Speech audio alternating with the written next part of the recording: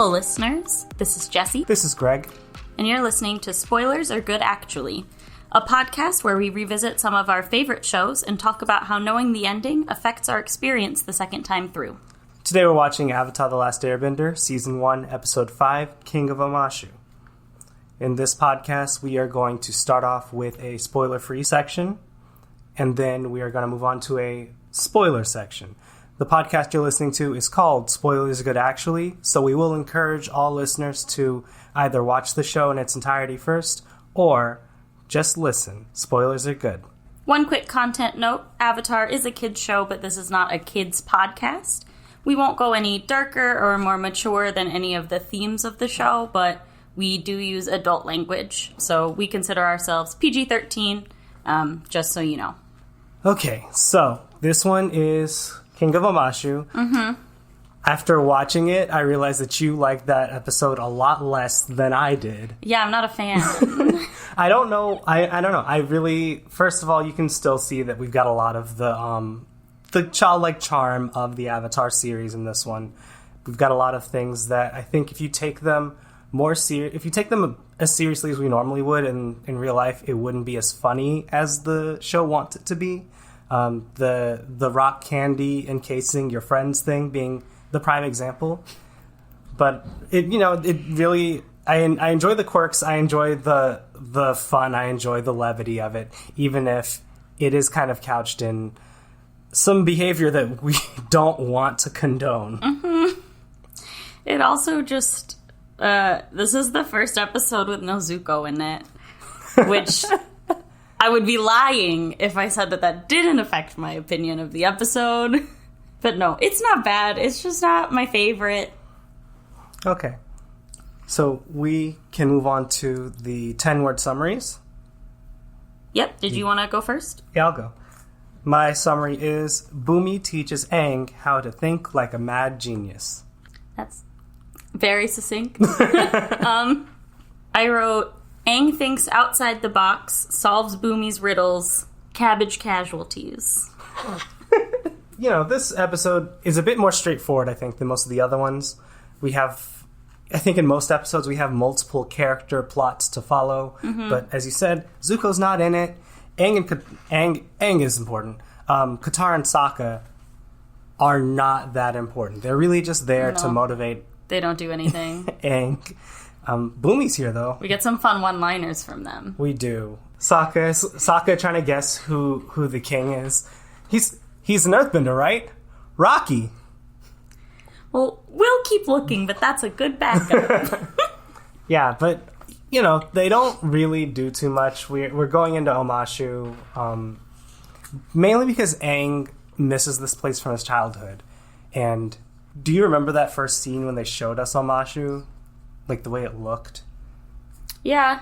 I remember thinking that path is very precarious and someone needs to put a railing on it. Yeah. So nobody falls to their death just because they, tripped. I mean, that's true. I think the thing that got me about when we first saw Omashu is that it literally does look like somebody carved it out of a mountain. The entire thing, the shape of the peak of a mountain, it's almost, just like an ice sculpture, but a city out of a mountain. It was really cool. I really, really liked kind of looking at that. And seeing, this you can tell just from looking at it, this is what an earthbending city looks like. Mm-hmm. We were on the island of Kyoshi. We were on the Southern Water Tribe, and we were in the air temples before now. So we haven't been to, a full-fledged earthbender city, right? Yeah. Earth Kingdom city. But just from looking at it, you can see the very, character of the place that we're visiting. I thought that was really cool. Yeah, it's definitely an interesting design. Just as far as, all the, mail shoots. Mm-hmm. Which is, I don't know, I think it's interesting. It makes me wonder, what the, commerce and economy of Omashu is like that makes that necessary. Yeah, it's, because you can imagine, within city, first of all, we don't know exactly what they're trading, what their major imports and exports are. Mm-hmm. But, they have very efficient with intercity trade. I wonder what it looks like like going out of the city, you know? Going to any other major Earth Kingdom cities, any water tribes, what that looks like. Because, you know, that mail system can't expand beyond their borders. It probably doesn't. It also can't just exist for people to like talk to each other within the same city, though. You know, right? That doesn't make any sense. No, they've got to be shipping goods. They have to be shipping them in bulk. So yeah, it's a really cool little world building detail.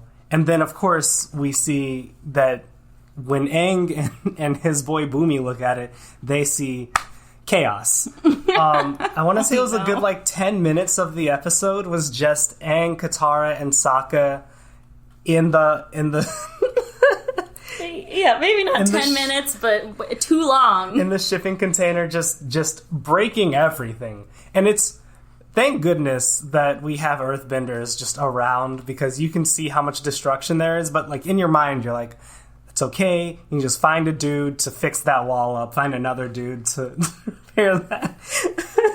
A dude, Greg. Apologize. Find an Earthbender, a qualified Earthbender. Don't look at me like that. Of any gender. Of any gender. Don't look at me like that.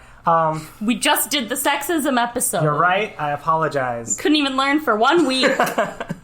I'm kidding, obviously.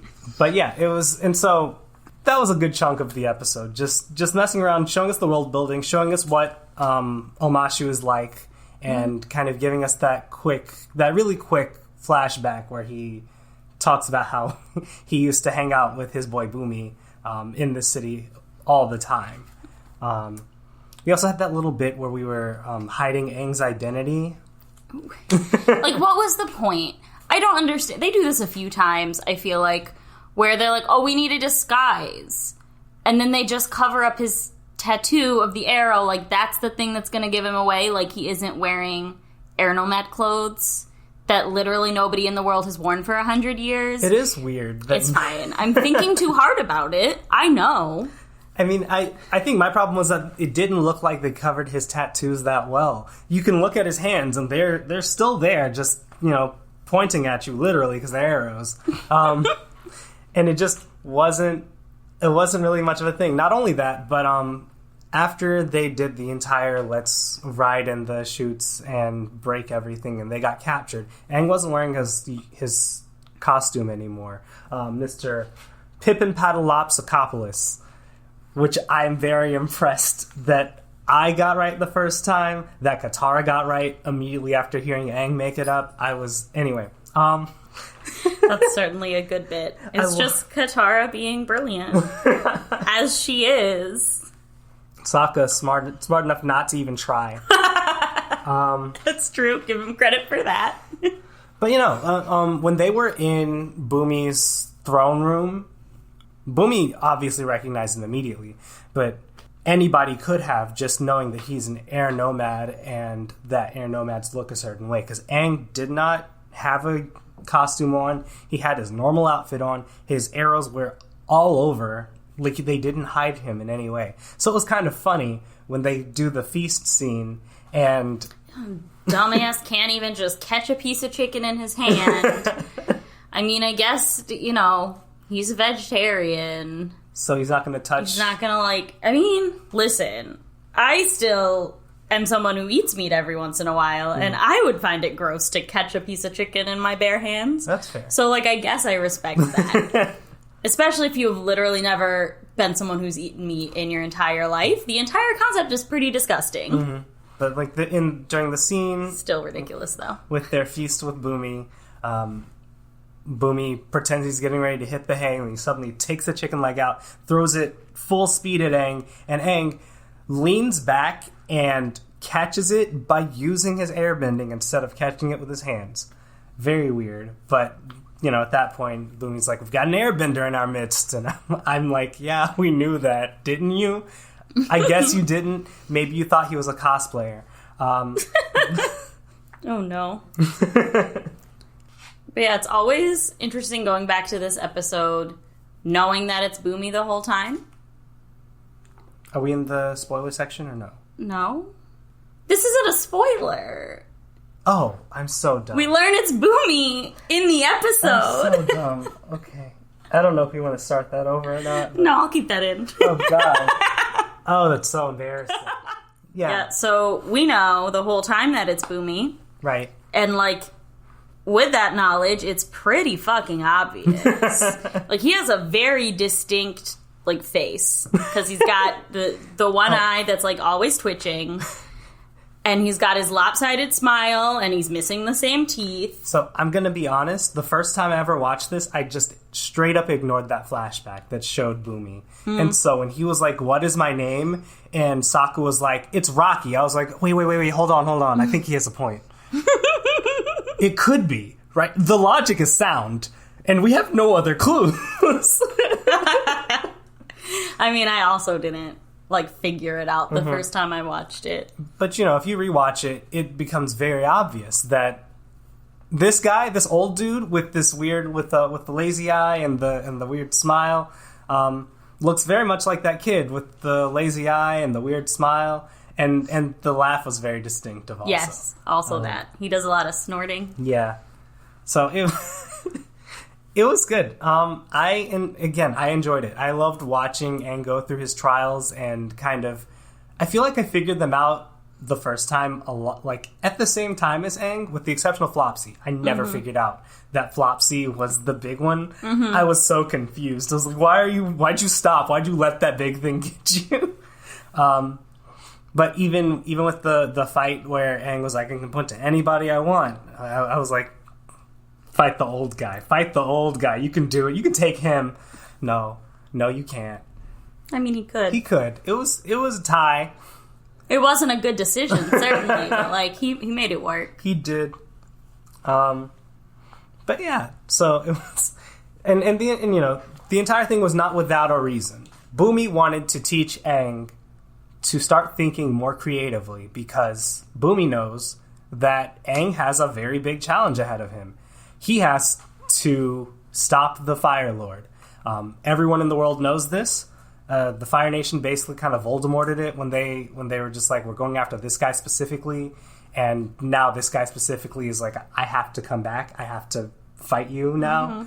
And so Bumi, knowing this, says the biggest thing that Aang needs to know right now, as far as I'm aware, is how to think on his feet, how to think differently, how to approach from different angles. And that was the entire point of it. And it is the kind of lesson that is better illustrated than just taught. That said, it's still fucked up. Like, there had to have been a better way that didn't involve threatening his life and the life of his friends. Hey, if you ever want to see your dog again... I won't even joke about threatening Chewie on the podcast. I apologize. That's just mean. She's looking at me with I'm sure you can imagine the look that she's giving me right now. I can't. I'm sorry. I'm so sorry. Back to Bumi. Let's go back to Bumi. It's not okay for Bumi to threaten the loved ones of Aang. And I'm sure Bumi could have just said, hey, do you remember me? What is my name? Now, I've got some challenges for you, and not done the entire thing where he threatened. Aang would have done it. He would have been like, cool, that sounds fun. I can train with you for a little while. And Katara would have been like, I don't know, Aang, like, we gotta keep moving. And he would have been like, no, Mom, I'm gonna stay here with my pal Bumi. Sokka would have been like, where's some meat and some women to talk badly about? Oh my god. I just feel like he could have not. Yeah, that's true. He could have not threatened everyone's lives to make a point. It's fine. I get it. It's supposed to be silly. I'm not supposed to think about it this hard. But, like, I do. I just do. And I just don't find him very funny. I love Bumi. Of course you do. I love Bumi. I think he's so funny. It's because he's such a little shit. Yes! Yes, he is! Man, he's a shit. Oh, and how often are we gonna see 100-something-year-old king shit? Oh my god. And he's not like the evil kind of shit that we have to, like, overthrow and fight. He's just goofy. And I love that. I'm sorry. But I'm not sorry, actually. I really love that. He's not my favorite. I mean, I think that's most of what I have. Do you have any other big things that you wanted to talk about in the non-spoiler section? No. So I think that means it's time for the golden fuck. The golden fuck. First of all, lots of people could rightfully say fuck during this episode. Oh, yeah. Most of them aren't really named, but just because of all the shit that Aang and Katara and Sokka did at the beginning of the episode, where they destroyed half the city. And then Bumi at the end also destroyed a chunk of the city with Aang. That Cabbage guy, the guy that made the clay pot, the soldiers that were like, you need to be ready for anything, in that really cool freeze frame, which was hilarious. That said, my official nominee for the golden fuck does go to Aang. And you know what it is. Oh, yeah. We have the first challenge where Aang has to get a key for Bumi's lunchbox, apparently. But it's like in the middle of this huge field of stalactites and stalagmites. And there's a waterfall in the center going right down directly onto the key, which is hanging from a thread. And it's the wildest setup I've ever seen in my life. Like, I don't know why and how Bumi got that set up, but he did. Anyway. And so Aang tries a couple of different ways to get to the key. First thing he does is try to go up the thing directly, and that doesn't work. So he tries to dive in. And here's the fun part. He gets blasted out of the waterfall, flies, hits do stalagmites go up or down? I don't know. He hits the one that goes up, right? And he falls, and then he nearly impales himself on one of them, and he has to do a split, and and hold himself up, and it is the scariest thing, to the point where I said myself out loud, fuck. And you just see the most massive sigh of relief, and then he kind of leaves because yeah. So that's my golden fuck. You deserve to say fuck there. Oh my god. It's a good nomination. I do want to give an honorable mention to the Cabbage Merchant. I feel like we need to address that now. Right. Just any time that he exists, he is justified in a fuck. However, I don't know that there's any time that it is, the best option for the fuck. I don't think so. So I don't want to officially nominate it, but I did want to bring it up. That's fair. So my official nomination, once again, goes to Sokka. Because there's a moment in the episode where I feel like it's after the third task, but before he guesses Bumi's name, where Aang just looks over and he's like, guys, are you okay? And Katara's like, oh, other than the rock slowly encasing my entire body, doing great. Sokka doesn't say anything, it just grows a little bit, and then he tips over, falls straight to the ground silently, and I think that would be very funny if he could just let out a fuck as he hits the ground. It looks like he straight up can't move. I don't know how he stands up again after that. He apparently does, but his body's encased. I mean, the guards probably help him. I had to tip him back up. Mm-hmm. Either way, those are our nominations. Mm-hmm. How do we feel about them? I mean, I like mine better. I like mine better. Ooh. How do we do this? We don't have a tiebreaker method here. We will put a poll up on our Twitter. Oh, God. You're bringing out the Twitter. I am bringing out the Twitter. Uh-oh. We're going to put a poll up on our Twitter. And we're going to let you guys vote. And next episode, we're going to tell you what the results are. Hi, Editing Jessie here. I realized that we plugged our Twitter for you, but did not actually tell you the name. So you can find us on Twitter at SpoilersAreGood. It should be linked in the description, both of this episode and of our podcast. So you should be able to find the poll there now, and thank you so much for your feedback. Okay, so, wow, we have an undecided golden fuck. So Team Aang or Team Sokka? It's weird not being on Team Sokka right now. All right. Not weird for me not being on Team Aang. So I guess on that note, it is time to head into the spoiler section.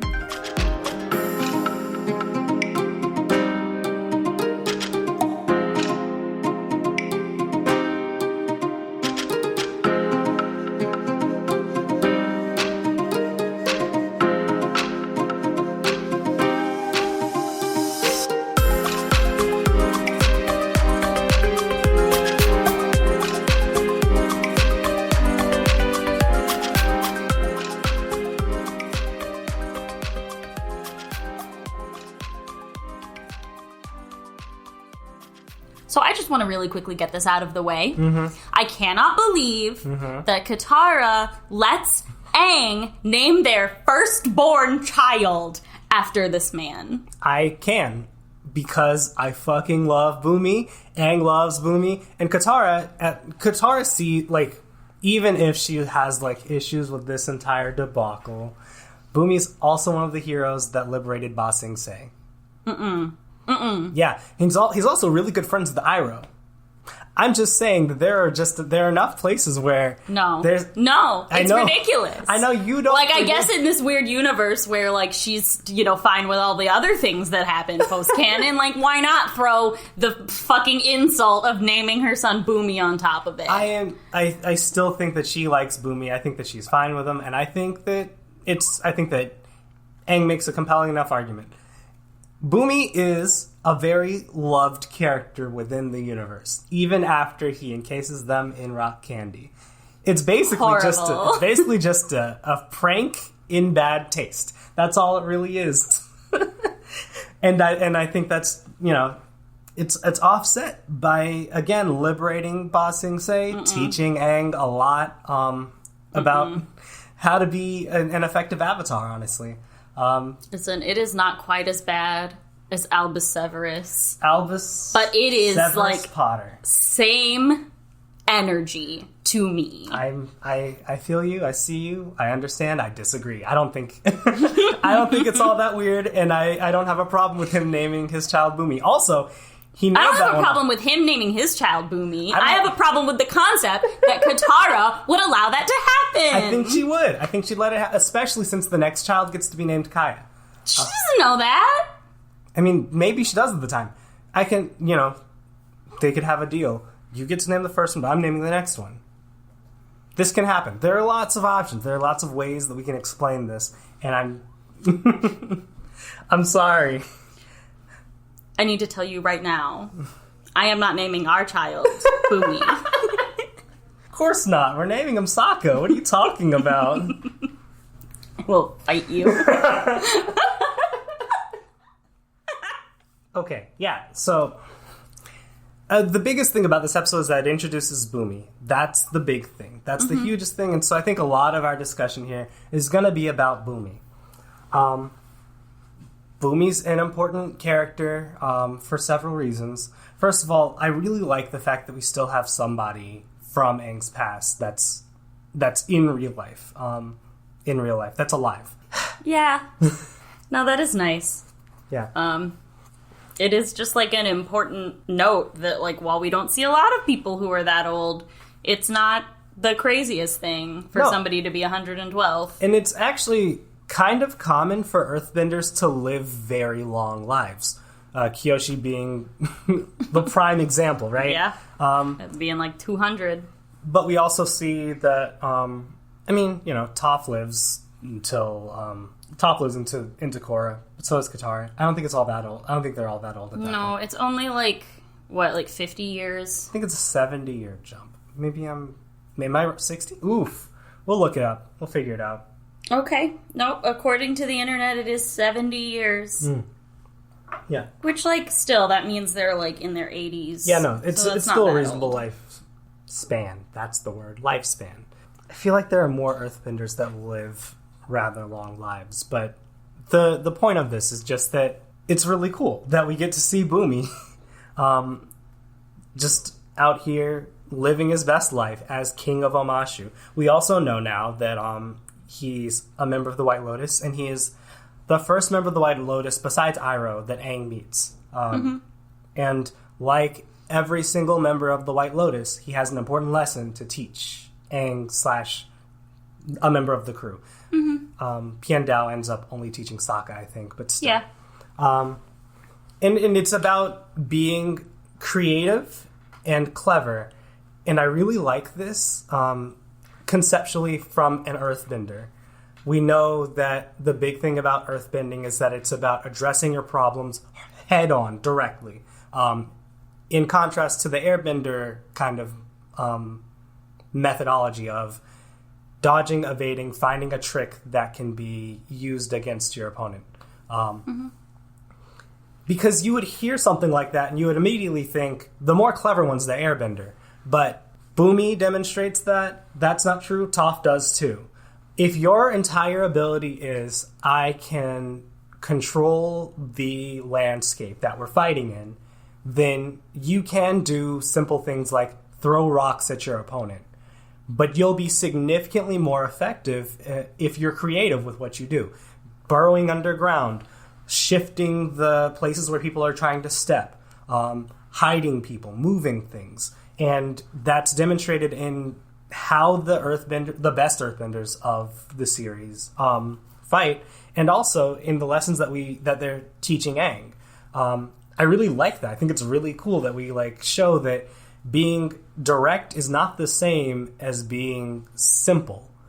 And I just really love that lesson that's kind of taught during this episode, and how it's kind of expanded on later on. Yeah. That does bring us to a question of Bumi saying the sentence, "I'm the greatest Earthbender you'll ever meet." I think he said the most powerful Earthbender. Oh, did he say greatest or most powerful? I wrote greatest. He could have said most powerful. Either way, it's a damn lie. Canonically, I believe that Bumi and Toph fought to a draw. I believe in the comics. I don't remember which comic. I think it's the one where Toph had a school, the Earthbending school. I'll have to look it up because I don't remember. I'm pretty sure they fought to a draw just to settle that argument with the fan base. Well, that's a fucking cop-out answer by the writers of the comics. We all know it would be Toph. Yeah, I'm pretty sure that it's... I just feel like it's a very common opinion that Toph would beat Bumi easily. Because it's correct. She has the most impressive feats out of all of the Earthbenders that we see. Bumi throws around much larger rocks generally than Toph, but Toph also has that one little moment where she held up the library by herself for a long time. For a hot minute. So even though Toph is usually a lot more subtle and a little more creative with the way she does her Earthbending, you usually want to say that she's the better fighter. But, let's give Bumi his credit, though. We only see him fight in only so many episodes, 3 or 4. Toph has half the entire series where she just wrecks ship. I mean, yeah. And listen, he is still quite buff for a 112-year-old man, but he's still 112. He is 112, that and is she's true. A teenager. She is a teenager, that's true, too. So... Yeah, I mean... And I think Bumi doesn't know that Toph exists. Bumi, he should, though. He should know about the Beifong family, but he probably doesn't know that their youngest daughter is a prodigy at Earthbending. I don't know. I guess I'm trying to decide whether I think that Bumi would be, a fan of the Earth Rumble. Oh, man. I guess he would be, huh? He really seems like the type. I could easily see Bumi watching Earth Rumble 6 and just cheering for the boulder. Oh, he wouldn't like the boulder? He would love it. Come on. I think I think he'd be a Blind Bandit fan. I mean, I think that he would like some of the weirder ones, the guys that are like the hippo or something like that. Someone who wouldn't win at all. That's a good point. Right? Everyone else is like, are you team Boulder or team Blind Bandit? And Bumi's out here like, have you seen the mole? Team Hippo. I'm sorry, I will not do another Bumi impression because that was horrible. That was a mistake. That was really good. Yeah. Either way, okay, so I could see that, but it's not that implausible that Bumi goes, I'm the most powerful Earthbender you'll ever see. Because he could genuinely believe that, and I think he's not wrong to think that. He could be wrong, actually, right? Even though, from what he knows, probably... Just because he means it doesn't mean it's not a lie. Fair enough. That's all I'm saying. But yeah, I do want to look that up, though. I want to look up where... I'm pretty sure Toph and Bumi fought, and I'm pretty sure it was a tie. I will look that up, though, because I could be pulling that out of my ass. Oh, another thing that I have to bring to the spoiler section even though I wanted to talk about it in the non-spoiler section, they mention, Aang says that he's from Kangaroo Island. But we all know that, like, at a certain point in the series, we have a whole thing about, like, mixed animals. Because the bear thing. Like, platypus bear? This place is weird. Whatever. And we also know that rabaroos exist. That was one of the animals that Aang, like, made a new zoo for in Tales of Ba Sing Se. Mm-hmm. I mean, what kind of animal is Flopsy? Huh. I don't know. Seems like a rabbit gorilla. Yeah, something like that. But, like, it seems like at this point they're not sure, or, like, you know, maybe kangaroo is just somebody's name, right? But it's just weird seeing regular animal names in this setting when the setting also goes out of its way to, like, show that regular animals, as we think of them, are kind of weird to the people in the setting. Mm-hmm. Big exception to birds. We have messenger hawks, we have falcons, we have, like, owls and shit. Those exist. And I don't think anybody really questions those. Even though even with those, they're like I think there's some hybrid animals that exist that, like, have wings and shit. Yeah. I mean, the real question is Kangaroo Island anywhere near Whaletail Island? Also, Whaletail Island. Thank you. I don't know. We need to find a map. The Zoo Peninsula.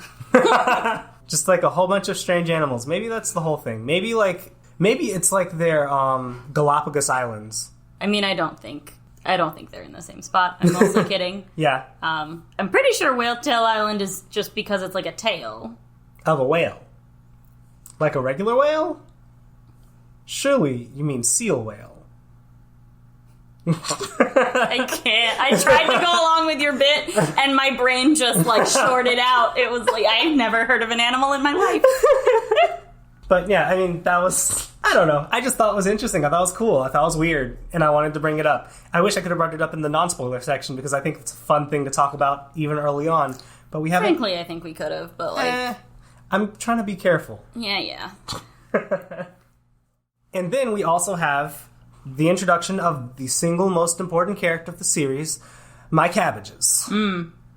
Like we said in the Golden Fuck section, we will never give him a golden fuck, but he always deserves one. He deserves, like, a silver fuck. Yeah, that's what I was about to say, is I think he gets, like, the series-wide... Yeah, silver fuck. Silver fuck. Yeah, just because every time he shows up, you know he deserves it. But it just doesn't feel right to just give it to him every time. It doesn't, you know, it's kind of a cop-out. We don't get to engage with the rest of the series and say, like...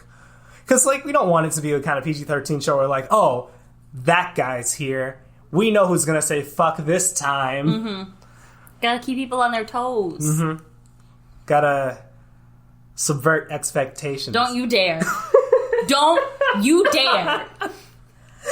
Absolutely not. We're not going there. It's not happening. Not yet. One of these days, we're going to have to sit down and have a special where we talk about spoilers in general, and we will talk about Game of Thrones, and we will talk about subverting expectations, but I'm not doing it right now. Well, if that's the case, I'm out of notes. You got any notes? I mean, I thought it was really interesting to think about how this first, like, real lesson that Aang gets, is about creativity, and how that really just comes full circle by the end of the series when he has to, like, figure out a creative way to defeat the Fire Lord without killing him. Mm-hmm. I don't know, it's just cool to see how much that, like, it stuck with him, and that has just become, like, a part of his philosophy now. Mm-hmm. It's definitely one of the lessons that he learns early and takes to heart throughout the series, and I really appreciate that. It's really cool. You know, Bumi, the mad genius, would be proud. Mad genius. Good lord. Alright, so that is all we have today for Season 1, Episode 5, The King of Omashu. We thank you so much for listening, and hope you'll come back and join us next time when we talk about Season 1, Episode 6, Imprisoned. Until next time, remember, just because it's spoiled doesn't mean it's rotten. I tried to say that with a straight face this time. Oh, I'm sorry. Was I not supposed to laugh? Is it not funny?